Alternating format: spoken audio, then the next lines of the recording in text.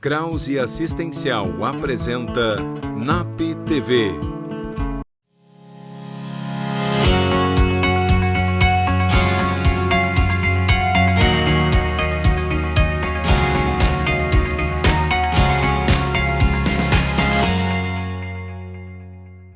No programa de hoje, vamos falar com a nutricionista Adriana Corsetti sobre dietas da moda.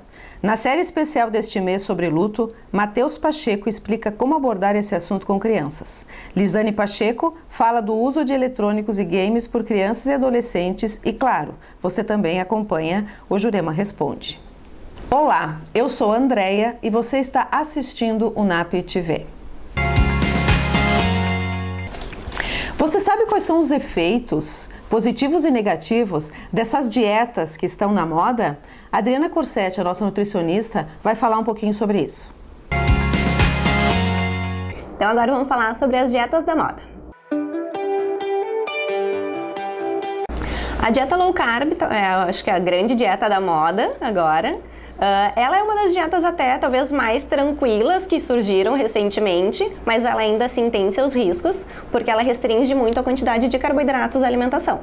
Então, se for uma dieta bem orientada, ela pode ser interessante sim, mas tem muitas pessoas que acabam restringindo demais o carboidrato, e o carboidrato é a forma principal de energia para o nosso corpo. Então, se a gente não fornecer carboidrato, o nosso corpo não vai ter energia para exercer suas funções principais, pode acabar tendo uma tendência até a perda de massa muscular, desnutrição e inclusive muitas vezes acaba trazendo um rebote com uma vontade muito grande de doces ou do carboidrato mesmo, que a pessoa acaba não aguentando e tudo que ela não comeu durante o período da dieta acaba comendo depois quando não aguenta mais. A dieta da proteína, essa é bem antiga já, mas essa acho que a maioria das pessoas já sabem que os riscos são muito maiores, seguindo esse mesmo raciocínio de antes pela restrição do carboidrato, mas nessa dieta é totalmente proibido comer qualquer tipo de carboidrato e ainda é estimulado, por outro lado, o consumo de proteínas e gorduras. Então traz um resultado de emagrecimento, mas acaba trazendo um risco importante para a saúde, uma produção de radicais livres e substâncias nocivas para o nosso corpo. Então não é o tipo de dieta que deva ser feita e menos ainda a longo prazo. O glúten é totalmente contraindicado para quem tem a doença celíaca ou algum tipo de alergia ao glúten, mas ele não deve ser retirado da alimentação de todas as pessoas, porque ele está em muitos alimentos básicos da nossa vida, né? Tudo que tiver trigo, centeio, cevada, vai ter. Então, se a gente usar poucas vezes por dia uma farinha de trigo integral, se a gente usar alguns alimentos com centeio, não tem nenhum problema. O que não pode é ser a base da alimentação, realmente os farináceos, né? Mas dentro de um equilíbrio é totalmente possível usar sim. Inclusive, há quem diga que depois de dietas com restrição de glúten, a pessoa pode vir a se tornar celíaca pela falta do glúten mesmo por um período muito prolongado. Então, só se retira de quem realmente não pode.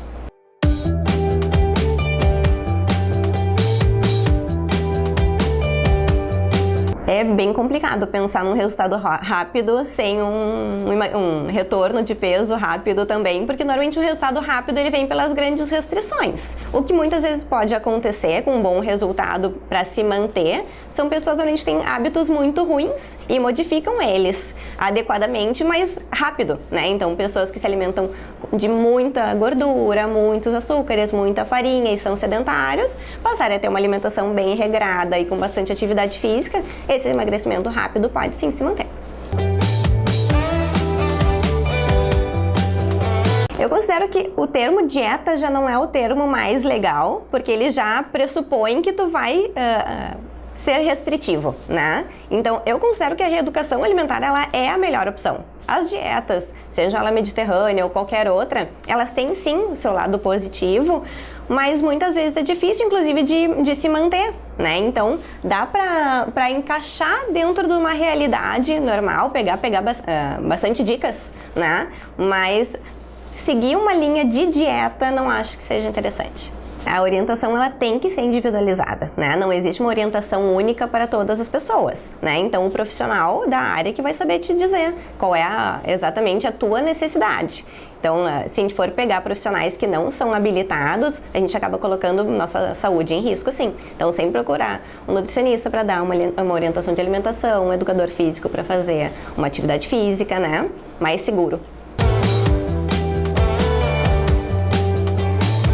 Com certeza a gente vai criando esses hábitos. No início, muitas vezes é difícil modificar os hábitos, mas quando a gente não entra numa dieta que é super rigorosa e a gente faz um acompanhamento gradual, adaptando para a rotina, vai virando um hábito sim. É muito comum ouvir no consultório pacientes dizendo que agora não conseguiam nem pensar em voltar a comer o que comiam antes, porque realmente já vira muito natural fazer o que estão fazendo.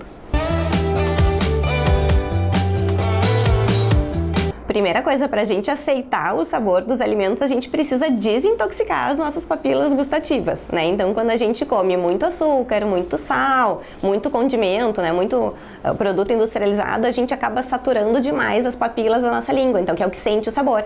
Então, a gente precisa ir fazendo a retirada aos poucos, ou não tão devagar, né, desses alimentos, para que a gente consiga sentir o sabor original daquele alimento. Então a gente começa a perceber a fruta com o sabor doce que ela realmente tem, porque senão a gente só sente falta, a gente acaba sentindo falta do doce açúcar, mas a fruta ela tem o seu açúcar, né? Só que se a gente está acostumado com o açúcar branco, a gente acaba muitas vezes nem percebendo o quão doce a fruta pode ser.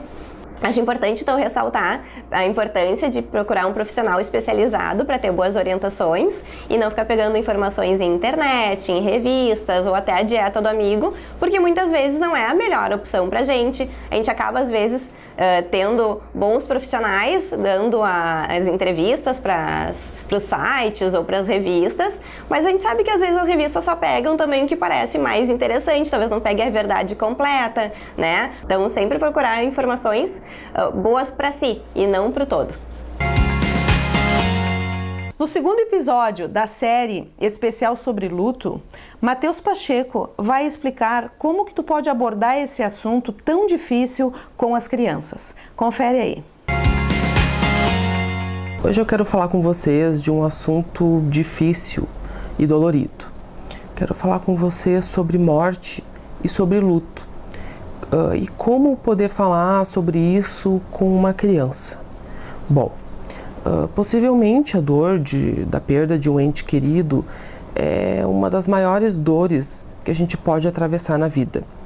Por isso, é natural que a gente, ao passar por um momento desses, a gente queira, de certa forma, proteger, sejam esses os nossos filhos ou sejam apenas crianças próximas. Mas, afinal de contas, será que falar de morte com uma criança, será que isso pode ser nocivo? Será que pode ser traumático? Será que isso pode causar algum tipo de dano psíquico? A resposta para essas perguntas é não. Na verdade, de um modo geral, as crianças elas tendem a estar mais preparadas para lidar com a morte do que os próprios adultos. Às vezes, inclusive, o temor de falar com uma criança sobre a perda de um ente querido pode acontecer justamente porque, já estando machucado, esse adulto prefere não sofrer ao ver aquela pessoa sofrendo também. Além disso, o processo de luto das crianças ele tem algumas características que podem tornar um pouco mais difícil essa travessia. Acontece que a criança, quanto mais jovem ela for, mais ela tem uma tendência de associar que, bom, talvez ela tenha feito algo de errado. Basta a gente pensar na seguinte cena: as pessoas mudam, ficam mais fechadas, começam a chorar ao redor dessa criança. A criança, que é muito boa em captar as mudanças de humor dos adultos, e quanto mais jovem ela for, melhor ela vai ser nesse aspecto, começa a se questionar. Mas afinal de contas, o que está acontecendo? E se esses adultos não falam o que está acontecendo, essa criança muito provavelmente vai fazer uma hipótese de, bom, se algo está errado, se as pessoas estão diferentes, só pode ser eu fiz algo errado. Então a gente passa aqui no primeiro risco de não falar com a criança, quer dizer, ao falar, ao abrir um espaço, a gente possibilita dissolver de certa forma, ou pelo menos na medida do possível, esse tipo de engano. O segundo deles é que a criança, ela, no mundo psíquico dela ainda não completamente formado, ela tem uma espécie de separação entre o pai bom e o pai ruim, a mãe boa, a mãe ruim, o parente bom e o parente ruim. Quer dizer, ela também pode sentir uma certa forma de raiva por aquela pessoa que se foi, que ela sente como tendo abandonado ela. Ou seja, também se torna necessário poder falar sobre isso para que, através então da fala, essa criança possa também compreender que, apesar dessa pessoa ter partido, ter morrido, algo fica, que é o amor. Então, quando me perguntam, afinal de contas, como que eu falo sobre a morte com uma criança? A dica é muito simples. E, bom, não por ser simples, também seja fácil. Fale com a verdade.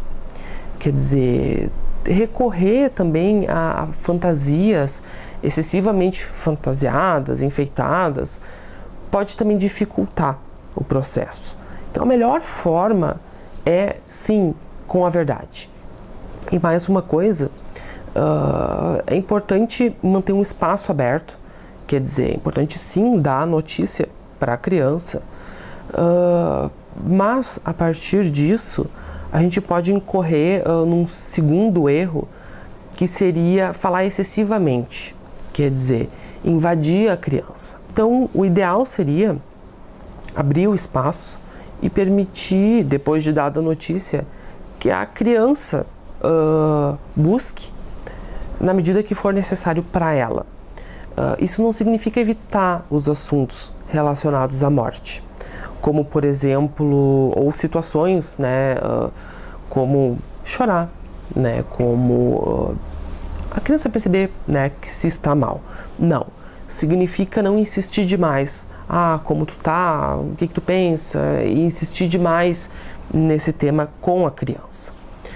E sobre a criança poder ver, né, que se está mal, até isso pode conservar um tesouro, no sentido de que, apesar da criança perceber que o outro está mal, ela pode entender que o outro está mal por um motivo que é o amor, ou seja, pela saudade. E isso é algo precioso, né? A criança poder entender que, apesar da ausência, é possível sim continuar amando. É possível sim que algo sobreviva aqui dentro.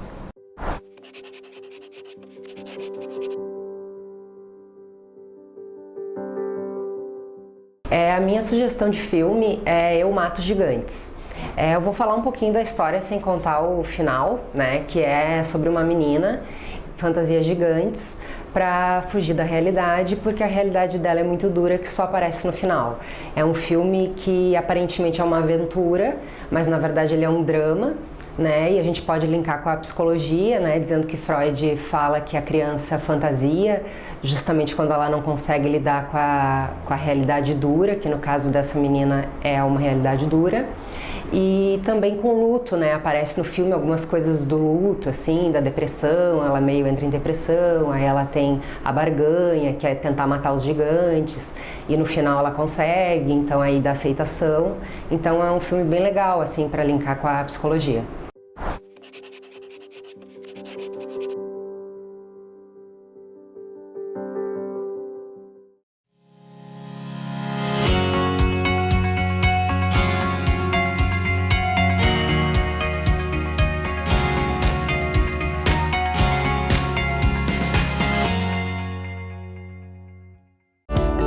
Exatos, uma empresa com os olhos voltados para o futuro, onde solidez e inovação caminham lado a lado, oferecendo através dos serviços contábeis os instrumentos necessários para a administração e a tomada de decisões estratégicas. Em constante evolução, com agilidade, transparência e respeito ao cliente, a Exatos atua em um amplo portfólio de serviços de gestão, formada por profissionais com vasta experiência nas áreas empresarial, contábil, fiscal, tributária e trabalhista. É comprometida com a ética e a evolução do seu negócio e motivada pela excelência. Engajada em diversos programas de qualidade, a Exatos mantém como filosofia a parceria no dia a dia com as empresas, não se restringindo apenas a cumprir burocraticamente os trâmites da contabilidade convencional, mas sim busca a atualização constante e os melhores métodos para o crescimento eficiente e econômico dos seus clientes. Através de ações estratégicas de mercado, a Exatos passou a ampliar a sua estrutura, atendendo atualmente a empresas de várias cidades. Além disso, implementa diariamente práticas sustentáveis no seu dia a dia, gerando benefícios que vão além da conscientização e da preservação do meio ambiente. Com uma equipe unida e determinada, a Exatos desenvolve e realiza diversas ações socioambientais que beneficiam a comunidade onde está inserida. Conheça a Exatos e saiba tudo o que ela pode fazer por sua empresa.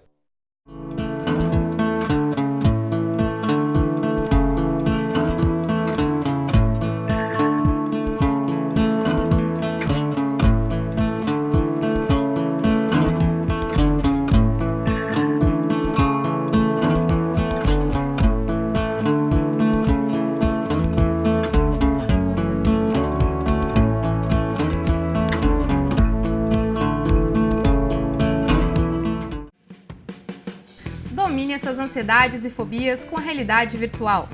O NAP, Núcleo de Atendimento Psicológico, utilizando a inovadora plataforma Psyos, após mais de 20 anos de pesquisas e uso, apresenta ao Rio Grande do Sul esta avançada tecnologia para fins terapêuticos. Viva experiências virtuais com alto nível de realismo e monitoramento das constantes fisiológicas por biofeedback. De técnicas avançadas de relaxamento, concentração e mindfulness, até o tratamento de medos de avião, injeção, dirigir carros, altura, elevador, escuridão, falar em público, animais e tantos outros. Trate ansiedade, distração, estresse, pânico e transtornos alimentares com resultados duradouros em menor tempo, sempre com atendimento de um psicólogo especializado da equipe do NAP.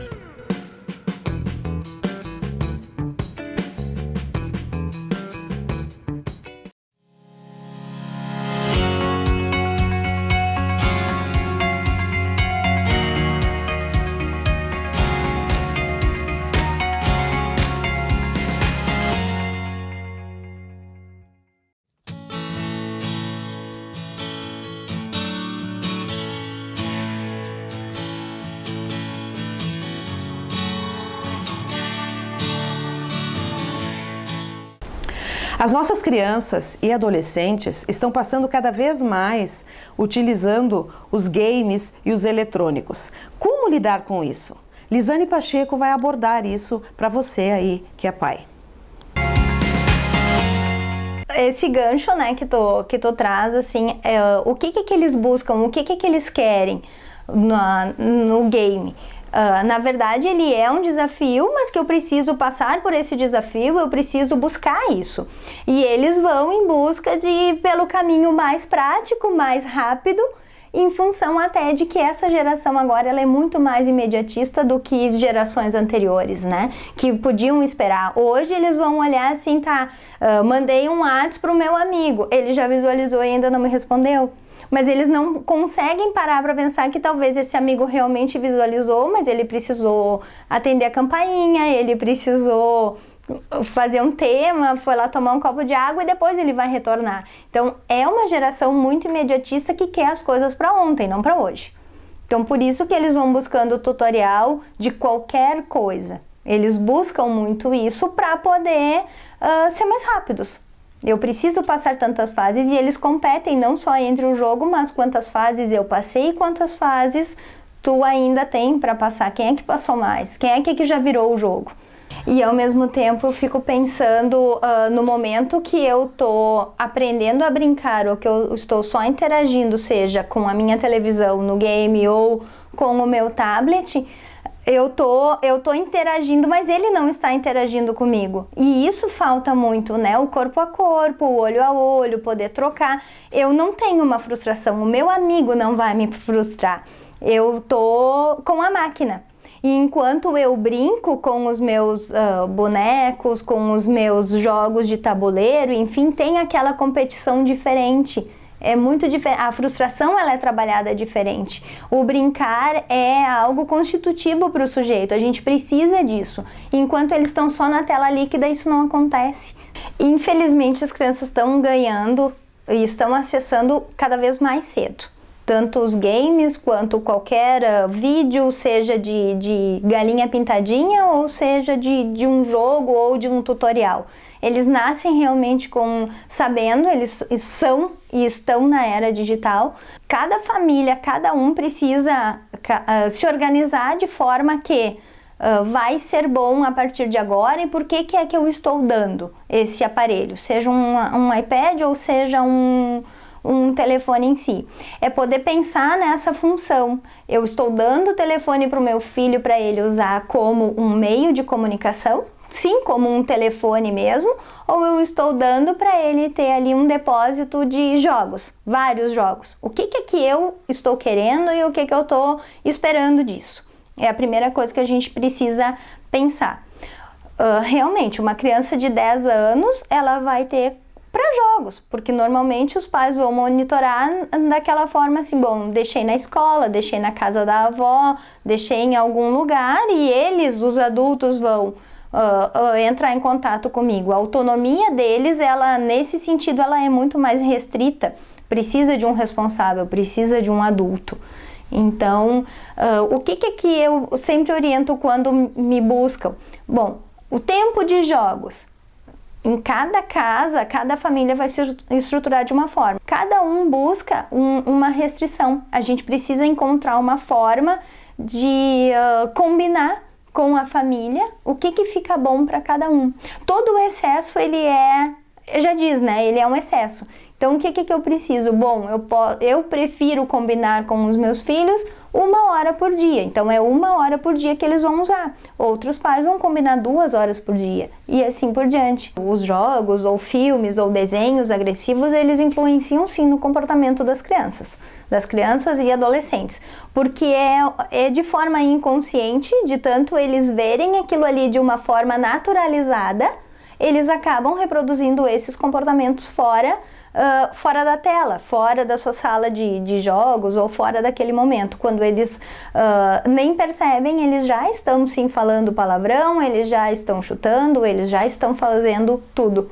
E o importante é os pais sempre acompanharem, então, o que as crianças estão tanto assistindo na internet quanto jogando, para poderem saber exatamente o que é, para conversar com seus filhos, para poder explicar que isso é na tela, que essa violência tu pode fazer dentro deste jogo, tu pode praticar dentro do jogo, mas tu não pode praticar lá na rua.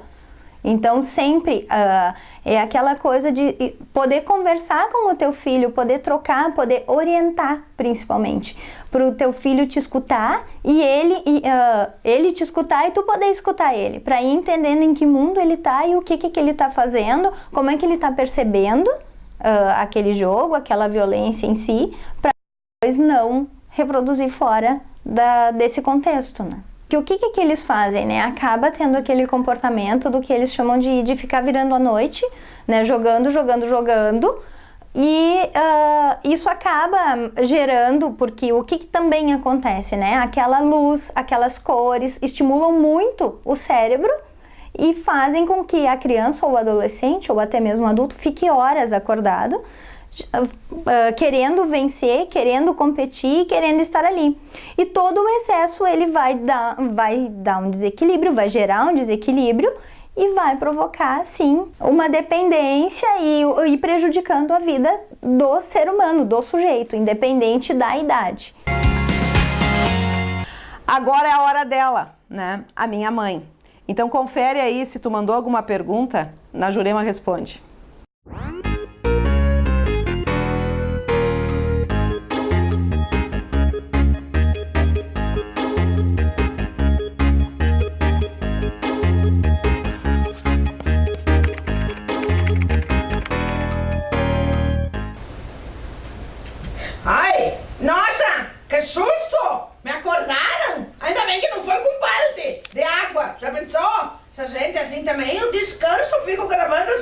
aqui, uma atrás. Ó, vou jogar de volta. Olha agora, fico me jogando as coisas aqui. Credo. Agora eu vou ler as perguntas, sabe onde? Nos e-mails. Meu telefone não é assim, essas coisas muito boas, mas daí eu posso olhar. Vamos ver, dá uma olhadinha aqui pros e-mails, tem que esperar a internet funcionar, às vezes dá uma chacoalhada, ver se funciona. Vamos ver que esse e-mail aqui que eu não respondi ainda. Vamos ver de quem que é. Eu tô com uma tosse de tanto ficar falando aqui com vocês. Mas tudo bem, eu gosto de falar com vocês, fica tranquila. Assim, a Jocasta quer saber assim, ó. Tem um homem que me persegue, já disse pra ele que não gosto dele. E ele fica vindo me procurar toda hora, dizendo que me ama, e eu já disse pra ele que não. O que eu faço? As pessoas adoram perguntar pra mim o que elas fazem. Eu acho que eu vou botar a Jurema, responde o que você deve fazer. Todo mundo me pergunta o que deve fazer, vamos ver o que vai fazer. Querida Jocasta, esse nome é bonito, você? Diferente, quase não tem mais esses nomes. Tinha novela até com esse nome de Jocasta. Na minha época, na época de vocês, não. Então assim, ó, Jocasta querida, assim, ó. Não tem como falar para essas pessoas com calma e dizer assim, não, tem que magoar. Infelizmente, para fazer o corte de qualquer sentimento tem que magoar. Tem que olhar para a pessoa e dizer, não gosto de você, se afasta de mim.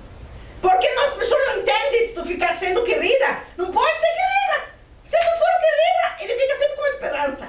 Então, às vezes, a gente precisa ser um pouco grossa, sério? Se a pessoa não entende, não gosto de você, sai da minha vida. Faz um negócio assim, e aí, o que acontece? Você resolve o assunto, tá? Então, você tem que ser muito séria. E se precisar pedir ajuda para outras pessoas mais sérias, para dar um... Desculpa, eu vou usar a expressão, não sei se dá para usar. Se é para dar um cagaço, dá. Porque só assim que a pessoa entende. Um pouquinho de queridinha que tu for, sempre cria uma esperança, tá? Então você faz isso que fica tudo resolvido. Você entendeu agora? É isso aí que você tem que fazer. E agora, pegaram no meu pé com essas bolinhas. Aonde tá a bolinha? Vou jogar de volta na pessoa. Viu? Tá bom, tô brincando comigo hoje. Tchau pra vocês também. Acabou.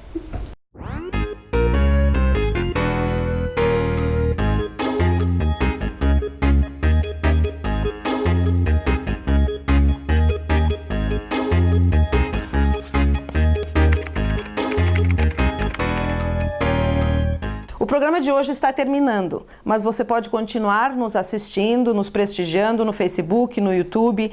E também, se você tem alguma sugestão, nos manda um e-mail sugerindo algum tema, algum programa que você acha interessante ouvir. Você fica agora com a programação da Vale TV. Nos vemos a semana que vem. Tchau! Krause Assistencial apresentou NAP TV.